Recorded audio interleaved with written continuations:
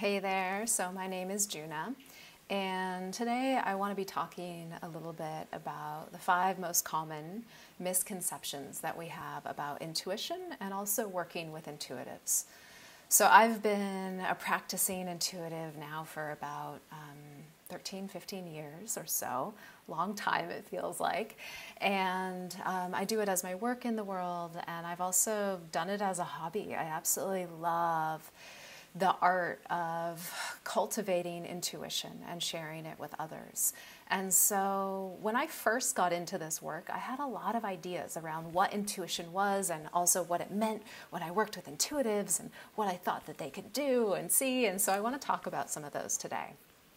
So first myth that I want to debunk a little bit here is I don't believe that the future is set in stone. So a lot of clients call me and sign up for a session. They're like, tell me what's going to happen. Tell me if this is my man, if this is my soulmate, if I'm going to have a child, all these things. And the first thing I usually like to say is, I don't know. I really like to steer clear of looking ahead at the future, in large part because I don't see these things as set in stone. I don't like to imagine that our whole reality, day by day, moment to moment, is predetermined, is planned out already. And it's interesting, when I have used my intuition to look ahead at my own future or at someone else's, sometimes those things are accurate, and then sometimes they are absolutely not at all. So that's one thing I like to really offer you if you're someone who wants to use your intuition to kind of feel safe because you're creating some kind of known for yourself around what the future holds, around what your life looks like. I would say let's loosen the grip of that one and really invite ourselves to stay in the mystery of things and use our intuition maybe in more constructive ways. All right, number 2. There can be this idea that if I use my intuition and I gain intuitive skills, that I am following the right way. I'm following my soul's guidance, and that's the right path, and anything else is the wrong path, the bad path. And so I really want to stay away from this kind of black or white, good, wrong, right, wrong thinking when using intuition. I really like to imagine that intuition is really the art of connecting with our deepest soul and our deepest soul's desires. And that crafting this art, learning this art, doesn't mean that if we go against our intuition or don't listen to it accurately, that we've gone against our soul.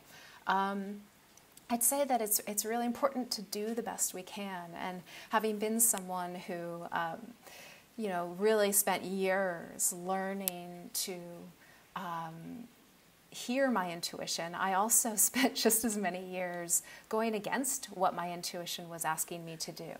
And it's been an interesting journey of really deepening with myself, deepening with my own intuition, and learning that even when I, quote unquote, went against my intuition, it created big challenges for me, but also some deep learnings for me that I think I also really needed too.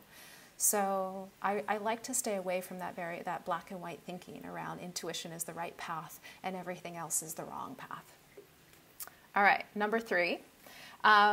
If you follow your intuition, it will be the easy, pain-free, happy path. So this is myth number 3 that I want to debunk here. In my experience, intuition, the voice of our soul, the voice of our inner knowing, it guides us in the direction of our soul's greatest growth, in this lifetime. And as I'm sure many of you have experienced, a lot of times, our greatest growth comes from facing into some large challenges. And that's not always easy. I could imagine some people listening to this are like, well, then why would I want to grow my intuition if it's just going to lead me into some of my biggest life challenges? And yeah, I think that is an important question to ask.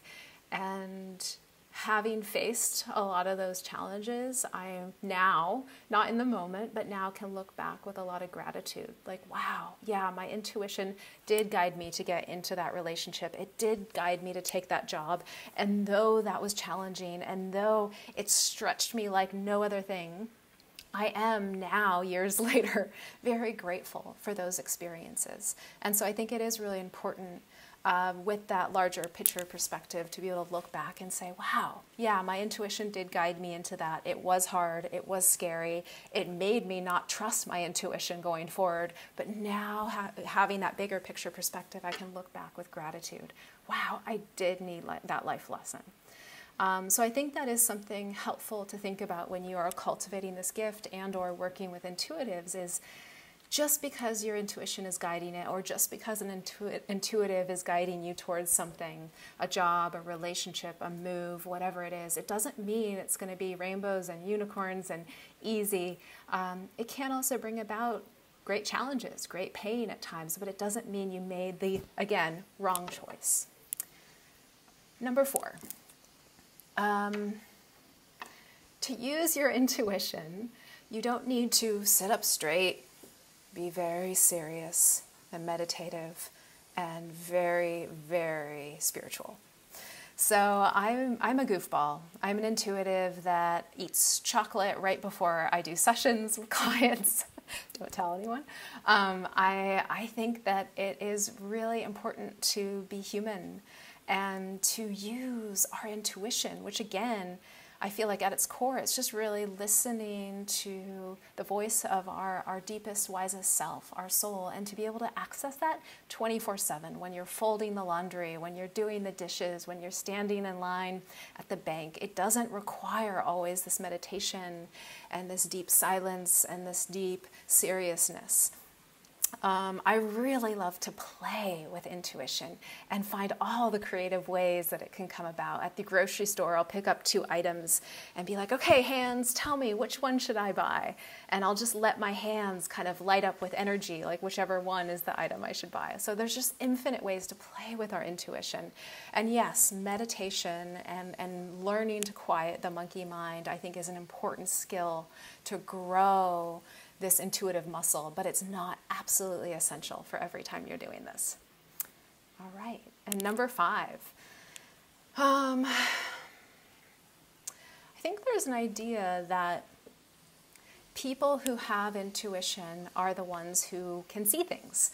And if I am using my intuition, then I'm having images, these great, vast images of unicorns or, kaleidoscope colors or all these things. And it can be really easy for those of us who maybe have intuition come through in different ways to judge that our intuition is wrong. Oh, my intuition isn't quite developed because I'm not seeing things like Jason is or Susan is. And so what I really like to imagine is intuition is a language, and we all have different ways that we access this language. We all have different skills and tools within intuition that we naturally develop in order to grow this language. And so for some of us, it's through feeling.